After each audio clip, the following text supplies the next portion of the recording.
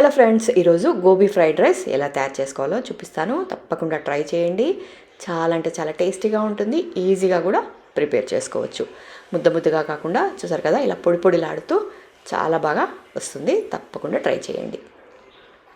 ఇంకెందుకు ఆలస్యం, దీన్ని ఎలా తయారు చేయాలో చూసేద్దాం. ఫస్ట్ మనం గోబీ మంచూరియా కోసం మంచూరియాని తయారు చేసుకుందాం. దానికోసం ఫస్ట్ ఇట్లా బౌల్ తీసుకొని దాంట్లో కొన్ని నీళ్ళు వేసుకొని ఇలా కొంచెం చిన్నగా కట్ చేసుకోండి.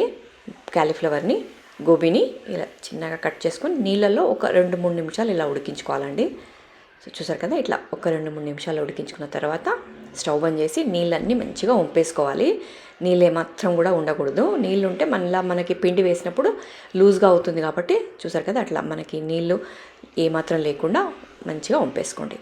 ఇలా నీళ్ళన్నీ తీసేసుకున్న తర్వాత గోబీని ఒక బౌల్లో తీసుకొని ఇప్పుడు దీంట్లో ఒక స్పూన్ వరకు బియ్యం పిండి, మనకి క్రిస్పీగా రావాలి అంటే బియ్యం పిండి తప్పనిసరి వేసుకోండి.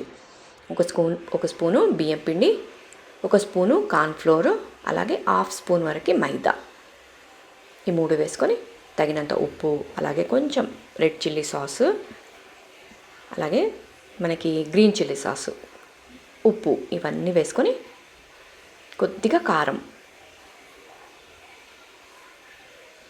ఇంక ఇవన్నీ వేసుకొని మంచిగా కలిపేసి నీళ్ళు వేయకండి.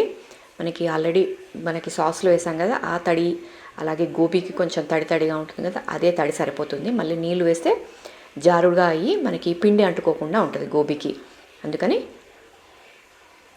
పిండి వేయకుండా మంచిగా అదే తడితో మంచిగా కలుపుకోండి. సో ఇవన్నీ వేసుకొని మంచిగా తడుపుకొని, ఆల్రెడీ మనం వేడి చేసుకుని ఉంటాము నూనె. మీరు ఇది తడుపుకుంటున్నప్పుడే స్టవ్ మీద నూనె పెట్టుకోండి, వేడైపోతుంది. ఇంక ఇప్పుడు ఒక్కొక్కటిగా వేసుకుంటూ మంచిగా ఫ్రై చేసుకోండి. వేసినంబడే ఇవి కదపకండి. సో చూసారు కదా, కొద్దిసేపు 1 నిమిషం తర్వాత ఇలా కలిపేసుకొని క్రిస్పీగా అయ్యేంత వరకు ఫ్రై చేసుకొని పక్కన పెట్టుకుందాము. మనకి గోబీ మంచూరియా అనేది రెడీ అయిపోతుంది. ఇంకా నెక్స్ట్ మన ప్రాసెస్ రైస్ చేసుకుందాము. సో ఇవన్నీ ఇట్లా ప్రిపేర్ చేసి పెట్టుకున్నాను.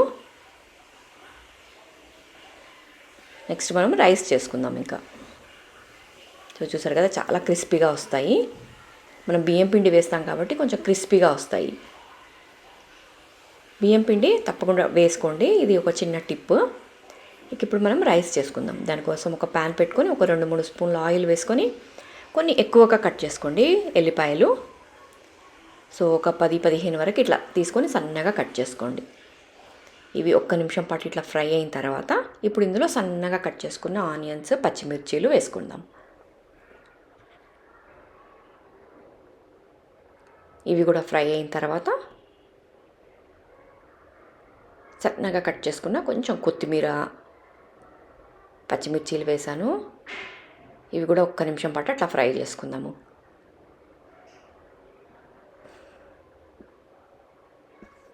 ఇంకిప్పుడు ఇందులో కొంచెం కొత్తిమీర వేసాను.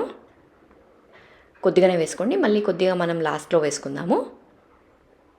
ఇది కూడా ఫ్రై అయిపోయిన తర్వాత ఇప్పుడు అన్ని సాసెస్ వేసుకుందాము. ఇంతకుముందు వేసినట్టు కొంచెం red chilli sauce, green chilli sauce, soya sauce, ఈ 3 సాసులు వేసేసుకుందాం. సో చాలా టేస్టీగా ఉంటుందండి. పిల్లలు చాలా ఇష్టంగా తింటారు. తప్పకుండా ట్రై చేయండి. బయట మనకి అవసరం లేకుండా ఇంట్లోనే ఇలా హ్యాపీగా ప్రిపేర్ చేసుకోండి. మనకు జస్ట్ ఈ సాసులు ఇంట్లో ఉంచుకుంటే చాలండి, మన ఫ్రైడ్ రైస్ అనేది రెడీ అయిపోతుంది. బయటి టేస్టే వస్తుంది. సో ఈ 3 సాసులు వేసేసాను. ఇప్పుడు కలిపేసుకొని మన రెడీ అయిన మంచూరియా ఉంటుంది కదా, అది వేసేసుకుందాము. ఇంకా అది వేసేసి మనం రెడీ చేసి పెట్టుకున్న రైస్ కూడా ఉంటుంది. ఇది మీ రైస్ మీ ఇష్టం అండి. మీకు బాస్మతి రైస్ కావాలంటే బాస్మతి రైస్ రెడీ చేసుకోండి, లేదు నార్మల్ రైస్ అయినా సరే టేస్టీగానే ఉంటుంది. ఈరోజు నేను బాస్మతి రైస్ ఆల్రెడీ కుక్ చేసి పెట్టుకున్నాను, అది వేసేసుకుంటాను. ఆల్రెడీ రైస్లో కొద్దిగా ఉప్పు వేసి మనం రైస్ ప్రిపేర్ చేసుకోండి, అప్పుడైతే కొంచెం బాగుంటుంది. సప్పగా లేకుండా రైస్ టేస్ట్ బాగుంటుంది. ఇలా తగినంత రైస్ వేసుకొని ఇప్పుడు కొత్తిమీర వేసుకొని దీంట్లో కొద్దిగా నిమ్మకాయ వేయండి, ఇంకా బాగా వస్తుంది. స్టవ్ బంద్ చేసిన తర్వాత నిమ్మకాయ వేసుకుందాము. ఇప్పుడు ఇవన్నీ మంచిగా కలిపేసుకుందాం. అన్ని సాసులు అన్నీ వేసాం కదా, ఇప్పుడు ఇవన్నీ మంచిగా కలిపేసుకొని చివరిలో స్టవ్ బంద్ చేసిన తర్వాత నిమ్మకాయ వేసి సర్వ్ చేయండి. చాలా అంటే చాలా బాగుంటుంది. మరెందుకు ఆలస్యం, మరిన్ని వీడియోస్ కోసం ఛానల్ సబ్స్క్రైబ్ చేసుకోండి. అలాగే మీకు ఈ వీడియో నచ్చితే ఒక చిన్న లైక్ మాత్రం తప్పకుండా ఇవ్వండి.